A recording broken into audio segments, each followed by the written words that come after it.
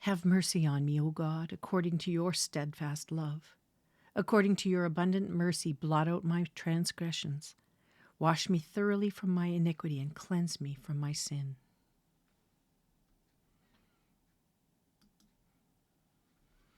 For the word of God is living and active, and sharper than any two-edged sword, and piercing as far as the division of soul and spirit, of both joints and marrow, and able to judge the thoughts and intentions of the heart.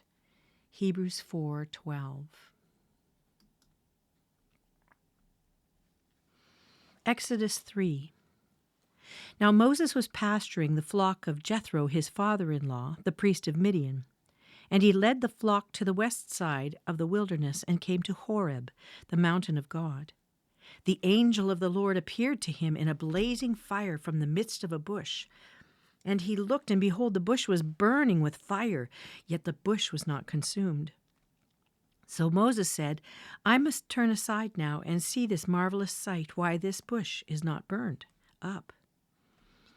When the Lord saw that he turned aside to look, God called to him from the midst of the bush and said, Moses, Moses. And he said, Here I am. Then he said, Do not come near here. Remove your sandals from your feet, for the place on which you are standing is holy. He also said, I am the God of your father, the God of Abraham, the God of Isaac, and the God of Jacob. Then Moses hid his face, for he was afraid to look at God. The Lord said, I have surely seen the affliction of my people who are in Egypt, and have given heed to their cry because of their taskmasters, for I am aware of their sufferings. So I have come down to deliver them up from that land to a good and spacious land, to a land flowing with milk and honey, to the place of the Canaanite and the Hittite and the Amorite and the Perizzite and the Hivite and the Jebusite. Now behold, the cry of the sons of Israel has come to me. Furthermore, I have seen the oppression with which the Egyptians are oppressing them. Therefore come now, and I will send you to Pharaoh, that you may bring my people, the sons of Israel, out of Egypt. But Moses said to God, Who am I that I should go to Pharaoh, and that I should bring the sons of Israel out of Egypt? And he said, Certainly I will be with you, and this shall be the sign to you that it is I who have sent you. When you have brought the people out of Egypt, you shall worship God at this mountain. Then Moses said to God, Behold, I'm going to the sons of Israel, and I'll say to them, The God of your fathers has sent me to you. Now they may say to me, What is his name? What shall I say to them? God said to Moses, I am who I am. And he said, Thus you shall say to the sons of Israel, I am has sent me to you. God furthermore said to Moses, Thus you shall say to the sons of Israel, The Lord, the God of your fathers, the God of Abraham, the God of Isaac, and the God of Jacob has sent me to you. This is my name forever, and this is my memorial name to all generations. Go and gather the elders of Israel together and say to them, The Lord, the God of your fathers, the God of Abraham, Isaac, and Jacob, has appeared to me, saying, I am indeed concerned about you and what has been done to you in Egypt. So I said, I will bring you up out of the affliction of Egypt, to the land of the Canaanite, and the Hittite, and the Amorite, and the Perizzite, and the Hivite, and the Jebusite, to a land flowing with milk and honey. They will take heed to what you say, and you with the elders of Israel will come to the king of Egypt, and you will say to him, The Lord, the God of the Hebrews, has met with us. So now, please, let us go a 3 days' journey into the wilderness, that we may sacrifice to the Lord our God.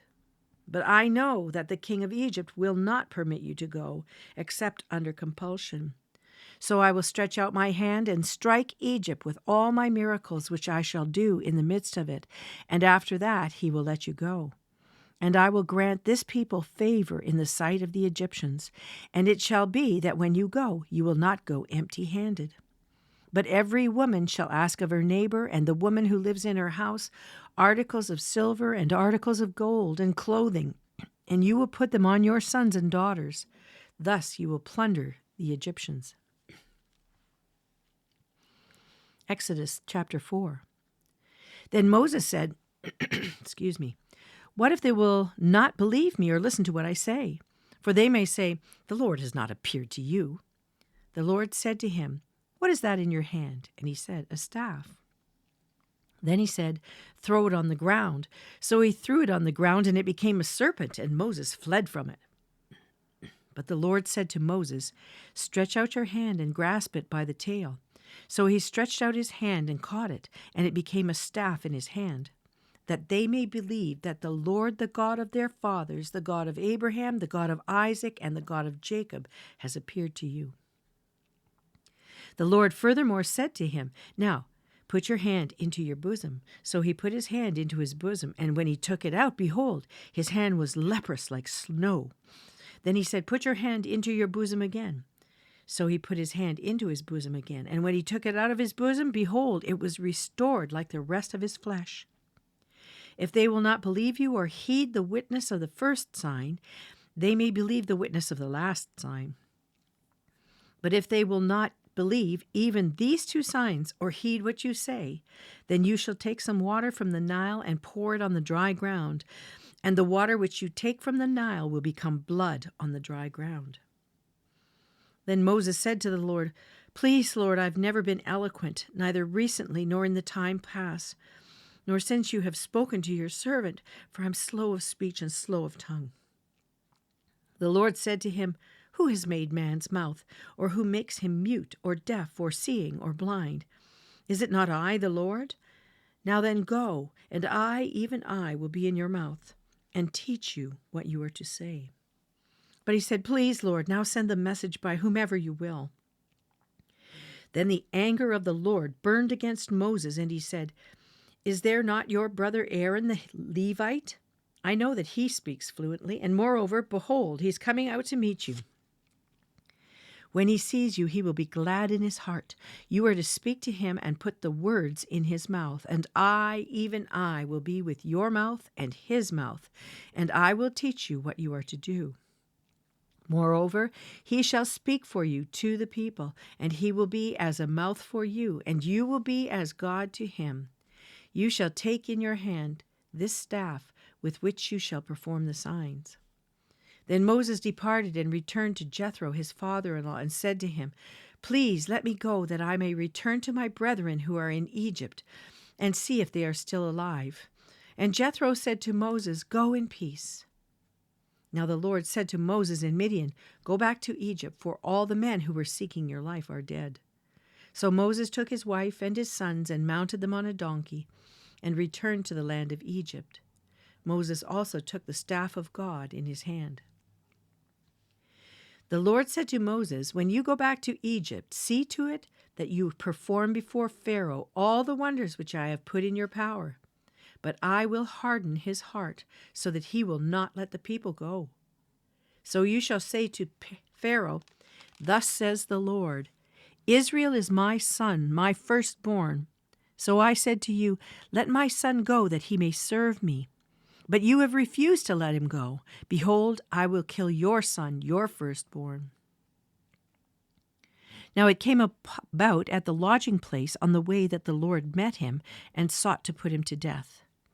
Then Zipporah took a flint and cut off her son's foreskin and threw it at Moses' feet and said, you are indeed a bridegroom of blood to me. So he let him alone. At that time she said, you are a bridegroom of blood because of the circumcision. Now the Lord said to Aaron, go to meet Moses in the wilderness. So he went and met him at the mountain of God and kissed him. Moses told Aaron all the words of the Lord with which he had sent him, and all the signs that he had commanded him to do. Then Moses and Aaron went and assembled all the elders of the sons of Israel. And Aaron spoke all the words which the Lord had spoken to Moses.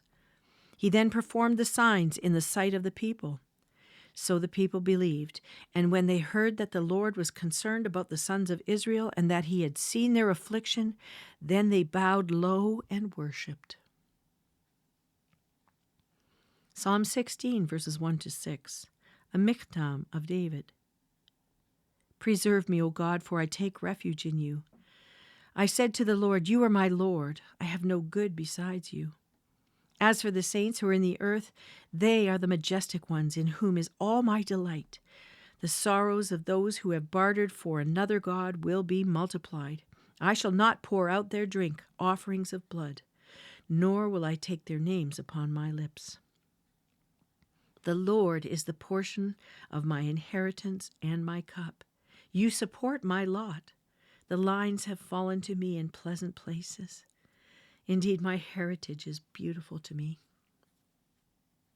Proverbs 5, 1-6. My son, give attention to my wisdom.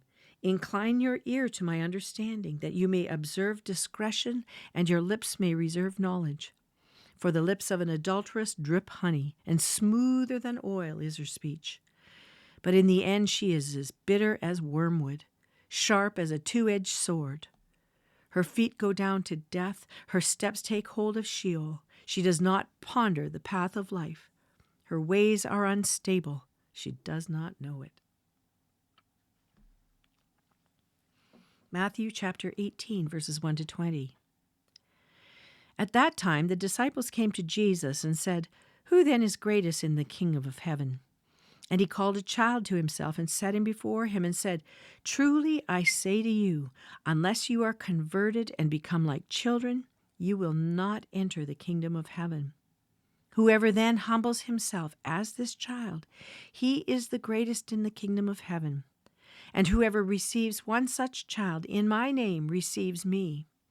But whoever causes one of these little ones who believe in me to stumble, it would be better for him to have a heavy millstone hung around his neck and to be drowned in the depth of the sea. Woe to the world because of its stumbling blocks, for it is inevitable that stumbling blocks come. But woe to that man through whom the stumbling block comes. If your hand or your foot causes you to stumble, cut it off and throw it from you.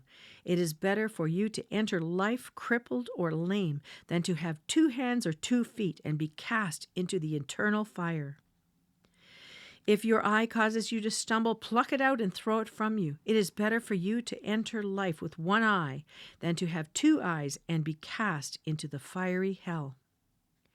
See to it that you do not despise one of these little ones, for I say to you that their angels in heaven continually see the face of my Father who is in heaven. For the Son of Man has come to save that which was lost. What do you think? If any man has 100 sheep and one of them has gone astray, does he not leave the 99 on the mountains and go and search for the one that is straying? If it turns out that he finds it, truly I say to you, he rejoices over it more than over the 99 which have not gone astray. So it is not the will of your Father who is in heaven that one of these little ones should perish. If your brother sins, go and show him his fault in private, and if he listens to you, you have won your brother. But if he does not listen to you, take 1 or 2 more with you, so that by the mouth of 2 or 3 witnesses every fact may be confirmed. If he refuses to listen to them, tell it to the church. And if he refuses to listen even to the church, let him be to you as a Gentile and a tax collector. Truly I say to you, whatever you bind on earth shall have been bound in heaven, and whatever you loose on earth shall have been loosed in heaven. Again I say to you that if 2 of you agree on earth about anything that they may ask, it shall be done for them by my Father who is in heaven.